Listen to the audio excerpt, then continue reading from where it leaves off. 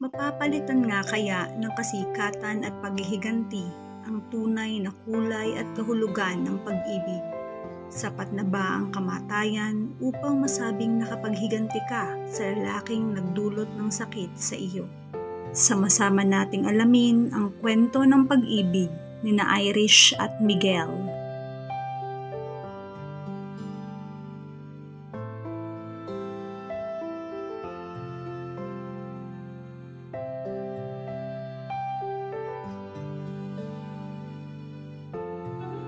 Magandang araw.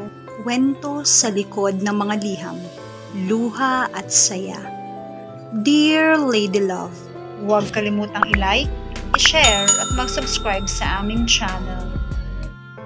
Dear Lady Love, maaga pa ay nag-pack up na ako ng gamit para sa aking usual pictorial. Modelo ako ng isang beauty product print ad.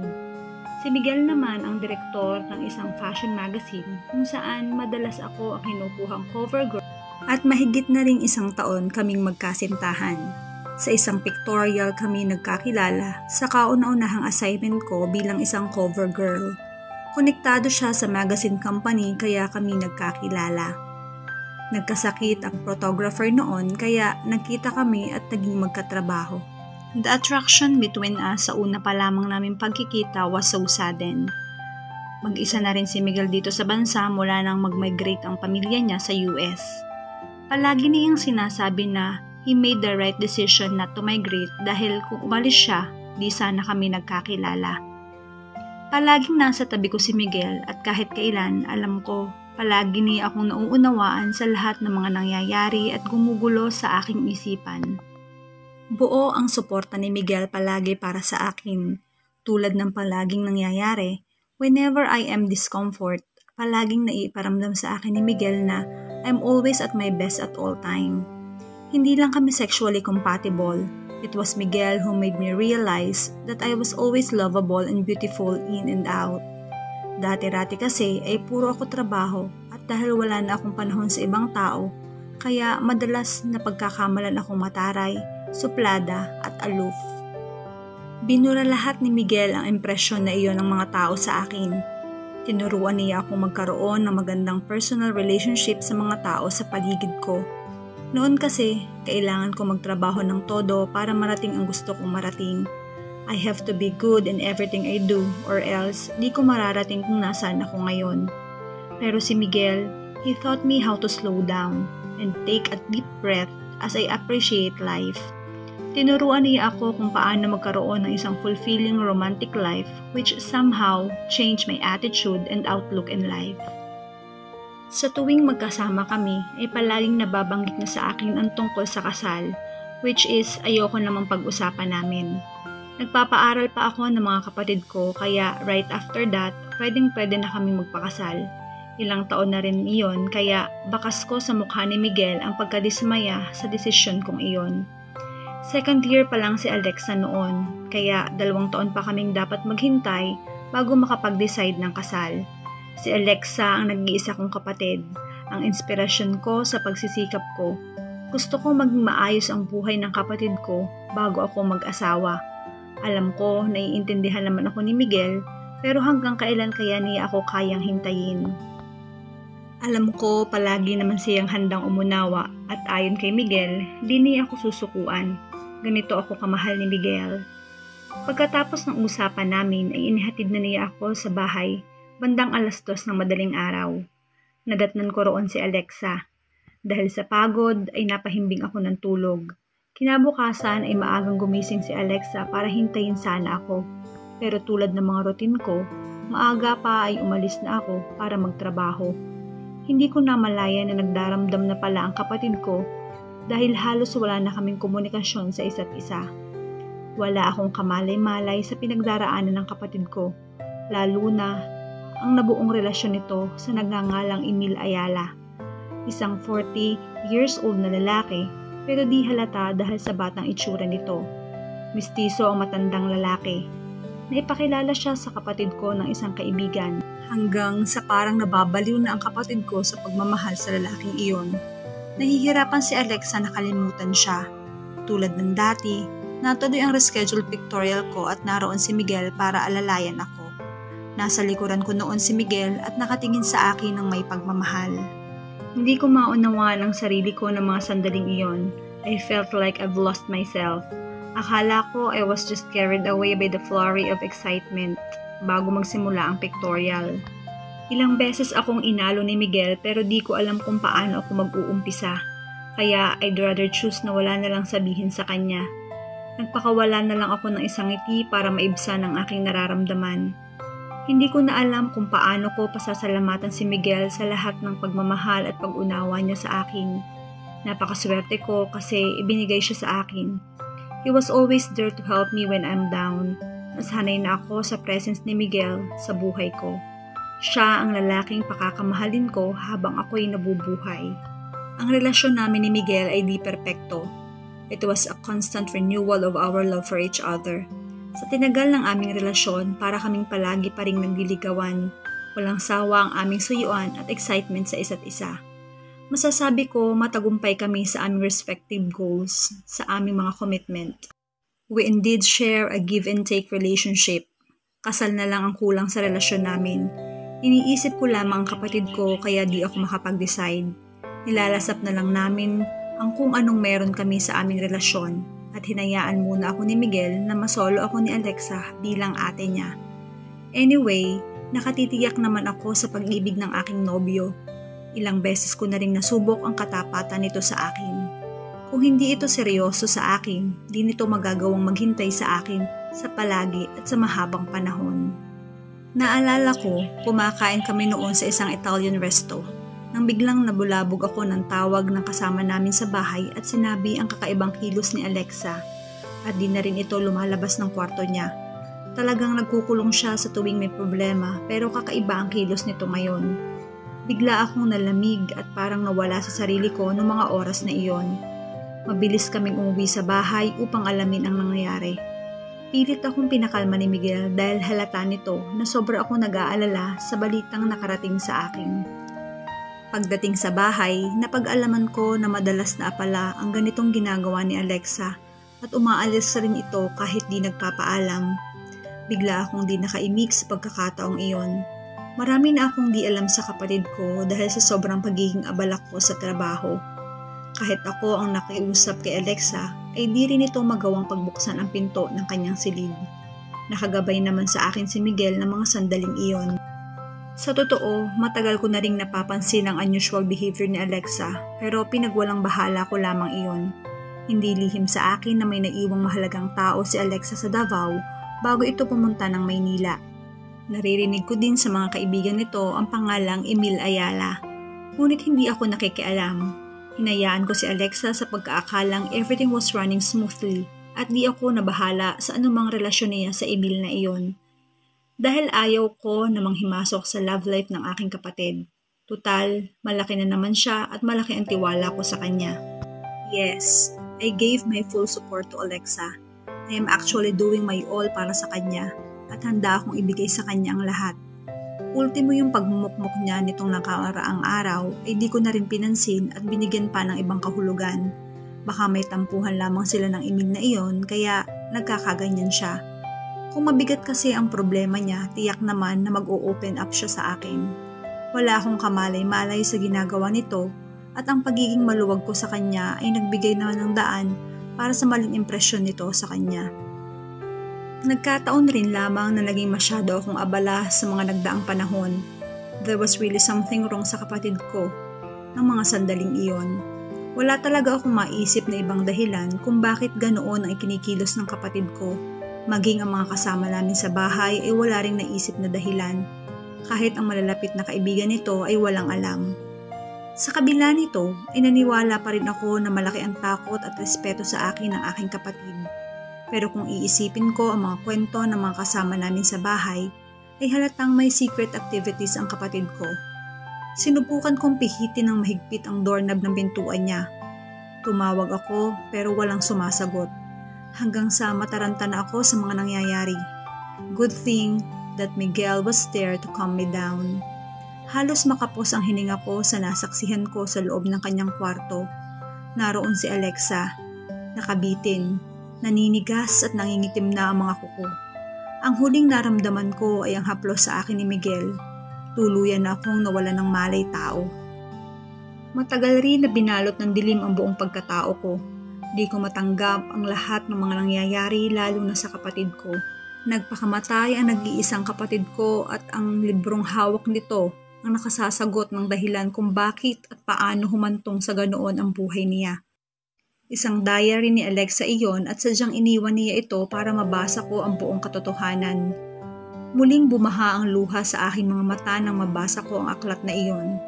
Kahit ilang beses pa akong magmumura at magsisigaw sa galit ay wala na rin akong magagawa.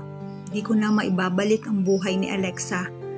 Naging magulo at masalimuot na ang takbo ng buhay ko sa pagkawalang iyon ni Alexa. Kahit bumalik pa si Emil Ayala ay wala na rin itong magagawa para ibalik ang buhay ng kapatid ko. Sa kabilang dako ay nakarating kay Emil ang nangyari sa kapatid ko. Lumawas siya ng Maynila, tila wala namang pakialam dahil si Alexa ay isa lamang sa mga babaeng nakaraan sa kanya at kahit kailan ay di naman niya tunay na minahal o pinahalagahan. Pero di maiaalis na maidawit ang pangalan niya sa pagkamatay ni Alexa. Samantalang maghapon lamang akong nagkulong sa kwarto after Alexa's burial.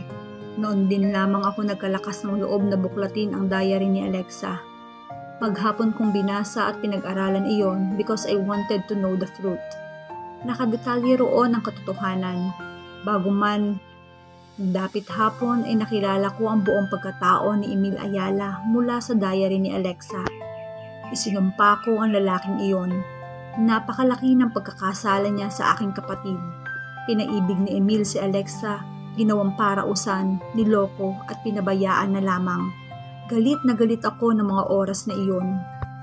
Isinusumpa ko na maghihiganti ako sa sinapit ng kapatid ko. Mangyayari ang dapat mangyari. Sigurado ako that I have to take revenge. Biglang may tawag mula sa ibaba at may tao raw na dumating sa bahay. So I wonder kung sino ang bisitang iyon. Si Miguel iyon, and I thought it was about time to tell him tungkol sa lahat ng plano ko. Kahit alam ko natututulan niya ang desisyon ko, desidido ako na gawin ko ang nais kong gawin para ipaghiganti ang kapatid ko. Kailangan ko ang tulong ng aking nobyo para sa planong iyon na gagawin ko. Kahit alam ko malaki na rin ang pagkukulang ko sa kasintahan ko, ay di ako nagdalawang isip na hingin ang tulong nito. I know in fact na naging unfair ako sa kanya. Posibleng sinasarili na lamang nito ang kanyang nararamdaman dahil sa pagkukulang ko sa kanya. In a snap of a finger, biglang nagbago ang lahat sa buhay ko. Ngayon, kailangan kong maging matatag at matapang. Batid ko na mahalaga ang pagmamahal, ngunit napakamahal ang pagmamahal. Batid ko na walang sino man ang nakatitiyak. Sa sino mang pipiliin mong mahalin ay siyang mamahalin mo hanggang sa huli. Ang bala kong paghiganti ang tanging paraan upang muli kong mabuo ang bahagi ng buhay kung saan naroon ang pirapirasong alaala ng aking kapatid. Sabihin man ang mga nangyari ay resulta ng labis na pag-ibig, di iyon natagpuan ni Alexa. Hindi yun naibigay sa kanya ng lalaking minahal niya. Matulin ang paglipas ng mga araw. Sa wakas, muli kaming nagpangita ni Miguel. Nasa sala ako noon at wala sa loob ko ang pagbubuklat ng mga magazines. Kumbaga, nagpapatay lang ako ng oras nung dumating si Miguel. Hindi na ako makaiwas sa aking nobyo. Pareho kaming napipi sa mga sandaling iyon. Nakikipag-break na ako kay Miguel nang walang dahilan. Ayaw kong masira ang mga plano ko. Ayaw kong tingnan ni Miguel ang mga oras na iyon dahil ayaw ko na makaramdam ako ng awa sa kanya. Ipinaliwanag sa akin ni Miguel na kahit ano pang gawin ko, di ko na maibabalik si Alexa. Pero I don't think that's enough para hayaan ko na lamang ang pagkamatay ng kapatid ko ng ganoon kabilis. Kahit pilitin ko not to live with my past, naroon pa rin ang sakit na dala ng pagkawala ni Alexa. Well, life is about choices. After all the sacrifices and efforts sa akin ni Miguel, I finally decided to set him free on any obligation sa akin, the freedom for him to go and to do anything he wanted to. Pero sa kabila ng sakit ng paghihiwalay namin ni Miguel, nanatili siyang mabait at mapagmahal, still giving his hand to me after all. I almost lost everything. I almost lost myself. Pero bigla akong lumakas sa tuwing naiisip ko ang aking planong paghiganti. Sinimulan ko ang aking plano. Alam ko, kayang-kaya kong mag-stand out sa lahat ng babaeng makikilala ng isang Emil Ayala. Nagsimula akong pasukin ang mundo ng mga Ayala, dala ang galit at plano ng paghihiganti. Hanggang sa makilala ko si Roy Ayala. Gagamitin ko at gagawin ko ang lahat makilala ko lamang si Emil. Walang nakakilala sa akin sa lugar nila, kaya malaya akong maisakatuparan ang lahat ng aking plano. Hindi ko kailangang magmadali dahil nararamdaman ko malapit nang mag-cruise ang landas namin ni Emil. Nagpakilala ko sa lungsod at sa kanilang lahat bilang si Margot. Mula nang makilala ko si Roy Ayala, palagi na itong nagpasusunod-sunod sa akin at akalain ko ba na ganoon pala siya mababaliw sa akin. At kailangan kong samantalahin iyon dahil pumapabor naman sa akin ang panahon at pagkakataon. Si Roy ang magiging daan para may paghiganti ko si Alexa kay Emil Ayala. Si Roy ang kailangan kong pakagatin. Sumama ko sa kanya sa mga night outs and dinner dates. Ramdam ko hulog na ang binata sa akin. Umamin si Roy sa akin na una pa lamang niya akong makita ay dead and serious na agad siya. Inosente ang boses niyon at ramdam ko ang kakaibang himig nito. Iniwan kong ma-excite dahil parte naman iyon ng aking mga plano. I don't care and don't give a damn kung mahalin pa niya ako. Sa pagkakataong iyon ay kaagad niya akong inalok ng kasal dahil aniya ay seryoso na siya sa nararamdaman niya sa akin. Hindi ko sukat akalain na ganoon kabilis ang iaalok niya. Hulog na si Roy sa akin pero kailangan kong makatiyak. Hindi ko pa rin siya lubusang kilala at hindi naman siya ang sinadya ko sa lugar na iyon. Ang totoo, parte lang siya ng lahat ng plano ko. Maraming pagkakataon ang nagkakasama kami at ipinararamdam sa akin ni Roy kung gaano ako kahalaga para sa kanya. Paulit-ulit niya akong inalok ng kasal pero binabaliwala ko iyon. Hanggang sa mabanggit niya sa akin na ipakikilala niya ako sa kanyang tito Emil at pinsang si Jess. Akala ni Roy ay sinusubok ko ang katapatan niya kaya ayaw kong tanggapin ang alok niyang kasal.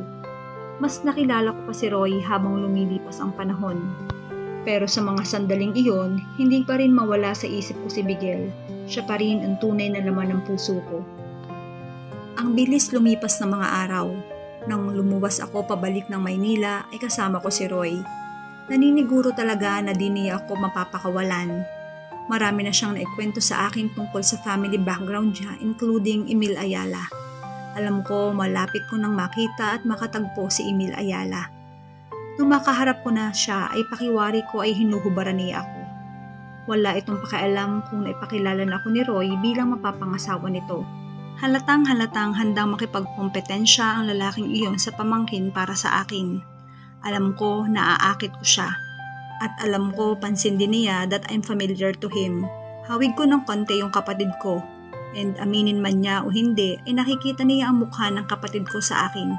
Halatang halata ko iyon. Nalaman ko rin mula kay Roy at kay Jess na malaki ang gusto ng tiyuhin nito sa akin at handa siyang agawin ako anumang oras. Ginawa iyon ni Jess para mapasa kanya si Roy. Dahil ampun lamang siya ng pamilyang iyon, at matagal na siyang may pagmamahal sa binatang si Roy. At doon din ay natuklasan ko na may lihim na nakaraan sina Jess at Roy. Galit na galit ang babaeng iyon sa akin, kulang na lang ay lamunin ako sa kanyang tingin. Kinausap ko si Roy at wala naman itong ibang masabi sa akin tungkol sa natuklasan kong lihim nila. Samantalang si Emil naman ay patuloy rin ang paimbabaw na panunuyo sa akin. Inaamin ko wala akong kahit anong nararamdaman kay Roy. Ginagamit ko siya para mapalapit ako sa tiyuhin niya at di naman ako nabigo roon. Matagal nang hinahangad ni Roy ang makatabi ako, pero ang kasal na hinihiling ko ang tanging sagot roon. Kahit alam ko na ang lahat ay pinipilit ko pa rin ang sarili ko alang-alang sa aking plano. Nabigyan ako ng pagkakataong makasama si Emil Ayala. Kung tutuusin ay malaya na akong magagawa ang plano ko sa taong iyon. Napansin na rin ni Emil ang pagkakahawig namin ni Alexa. Pero ibinaling ko ang atensyon at paniniwala niya. Biglang nagbalik sa akin ang alaala ng namayapa akong kapatid. Noon din ay sumama ako kay Emil sa isang hotel. Tinangka niya akong hawakan at kunin ang pagkababae ko, pero lumaban ako at di nagpahalata sa kilos niya. Umiiyak akong umalis at nasa isip ang paghingi ng katarungan. Nakita ko roon si Miguel. Si Miguel na di ko man lang naringgan ng reklamo at pagtutol sa aming naging desisyon. Si Miguel ang tanging nagparamdam sa akin ng pagmamahal na kailanman ay di nagbago. Aaminin ko, sa kabila ng aking mga plano ay hindi ko magawang ibigay ang sarili ko sa ibang lalaki. Lalo na sa lalaking iyon na sagad hanggang langit ang aking galit dahil sa pagkawala ng kapatid ko. Dahil sa kanya nasira ang kinabukasan at buhay ng kapatid ko. Nawala ang lahat ng pangarap ko para kay Alexa. Ramdam ko mula sa malayo ay gustong-gusto akong yakapin at tulungan ni Miguel. Yun kasi ang tunay na pagkatao niya. Ang lalaking palaging nariyan sa tabi ko para tulungan ako sa mga oras na nalilito at nasasaktan ako. Ngunit di ko pwedeng kalimutan ang plano ko, kaya't bumalik ako sa kwarto at pinagwalang bahala ang mga nangyari. Halata ko na mas nababaliw sa akin si Emil. He asked me to marry him, not Roy. Buong magdamag naghintay si Roy sa akin pero wala ako. 3 araw na akong di nagpapakita kay Roy. Patuloy siyang naniniwala sa lahat ng kasinungalingan ko. Alam niya na di ako kayang silawin ng tiyuhin niya sa anumang halaga o salapi dahil ang alam ni Roy, mahal ko siya. Natuklasan ni Roy na ako ang kasama ng tiyo niya kaya sobrang nagalit ito sa akin. Galit na galit talaga siya sa ginawa ko. Noon ay pinaratangan niya ako ng mukhang pera at pagiging manloloko. Doon nagsimulang magrebelde si Roy, parang nawawala sa kanyang sarili. Palaging naglalasing at nagwawala. Unti-unti nang nagaganap ang mga pinaplano ko. Ipinagpatuloy ko pa rin kung ano ang plano ko. Nagpatuloy ako sa pagsama kay Emil. Isinantabi ko maaaring isipin sa akin ng lahat ng tao sa paligid ko, lalo na ni Roy at ni Miguel. Ang gabing iyon ang huling gabi nang lokohin ko ang sarili ko at makababalik ako sa normal na buhay ko. May paghihiganti ko na rin si Alexa sa pagkakataong iyon. At ito na rin ang gabi na tutuldok sa lahat ng kabaliwan ko at magpapanumbalik ng buhay ko sa tahimik at maayos na buhay kasama si Miguel. Mula sa kwarto ng banyo ay lumabas ako. Paglabas ko ay nakatulog na si Emil. Dito ko na sana isasagawa ang plano ko. Naalimpungatan ako na makaramdam ako ng dampi ng matulis na kutsilyo sa aking dibdib. Isang babae ang salarin. Nakita ko na wala na rin buhay si Emil na nakahandusay sa kama. Ang buong akala ko ay natutulog lamang ito. Maya-maya pa ay may putok ng baril naman akong narinig. Si Roy ang may hawak ng baril. Binaril nito si Jess at tuluyan ring namatay dahil sa pagliligtas sa akin. Hindi naman ganito ang aking plano. Di pa man nababalik ang aking normal na pag-iisip, ay nakita ko namang binaril ni Roy ang kanyang sarili. Maaaring dala ng kalituhan, galit at pagmamahal. Gusto kong ngumiti at maging masaya ng mga oras na iyon dahil nagtagumpay ako. Wala na ang lalaking sumakit at nagbigay ng kamatayan sa kapatid ko. Sa wakas ay wala na rin siya. Ngunit hindi ko pa rin makuhang maging masaya. Salamat sa Diyos, di niya ko hinayaang mapahamak at mailagay ang batas sa aking mga kamay. Kahit alam ko na ako ang puno at dulo ng lahat, malinis ang konsensya ko at masaya ako na sa wakas ay naipaghiganti ko na rin ang aking kapatid sa pamilyang iyon. Dahil sa mga sarili nilang hangarin sa buhay, ay ito ang nagtulak sa kanilang 3 sa kamatayan. Sila mismo ang pumatay sa kanilang mga sarili. Sila mismo ang nagdagay ng dugo sa lieg ng bawat isa. Dahil sa mga pansarili at sakim nilang hangarin, iyon ang nagdala sa kanila sa hukay. Pagkatapos ng insidenteng iyon, ay di nagdalawang isip si Miguel na tulungan at balikan ako para magsimula ng panibagong buhay. Alam ko na mali ang intensyon ko ng paghihiganti, pero yun lamang ang alam kong paraan para maipaghiganti ko si Alexa, ang mahal kong kapatid. At panahon na ngayon para ako naman ang lumigaya. After so many years na nakulong ang sarili ko sa gulo, I'm ready to make a family. I'm ready to marry the best man of my life. At si Miguel iyon. Nakatakda na ang kasal namin ni Miguel sa darating na buwan, and I'm sure na kailangan ko nang bumawi sa lahat ng nagawa ko sa kanya. Kahit kailan, hindi ako pinabayaan ni Miguel. Sa kabila ng lahat na naging plano at desisyon ko, nanatili siyang matibay at matatag sa pagmamahal sa akin. Nagawa niya akong hintayin sa kabila ng lahat ng aking ginawang pag-iwan sa kanya. Nagawa niya akong mahalin sa kabila ng aking kalungkutan, sa kabila ng aking pagkukulang, sa kabila ng aking mga kahinaan. Hanggang sa huli ay pinatunayan niya sa akin ang tunay niyang pagmamahal, ang tunay niyang naisin para sa akin. Naging maguluman at masalimuot ang aking naging buhay sa pag-iwan ko kay Miguel. Nanatili siyang matatag at hinintay ako ng buong buo. Napakaswerte ko sa kanya dahil naipakita niya sa akin ang tunay na kulay ng pag-ibig. Hanggang dito na lamang ang aking liham. Nagmamahal, Irish. Mula sa buhay at kwento ng pag-iibigan ni na Irish at Miguel, muli ay napatunayan natin na kung tunay ang pag-ibig, ito ay handang maghintay, handang magsakripisyo, at handang umunawa sa lahat ng pagkakataon. May mga panahon na ang tadhana na rin ang gumagawa ng paraan para makasama natin ang tamang tao sa tamang panahon. Marami mang pagsubok o balakid ang pagdadaanan ng isang relasyon, mananatili itong matatag kung tunay at wagas ang pag-ibig ng bawat isa. Kaya't para sa mga kwento ng mga liham pag-ibig, maaari ninyong ipadala ang inyong mga liham sa dearladylove31@gmail.com. Hanggang sa muli, maraming salamat and keep safe everyone.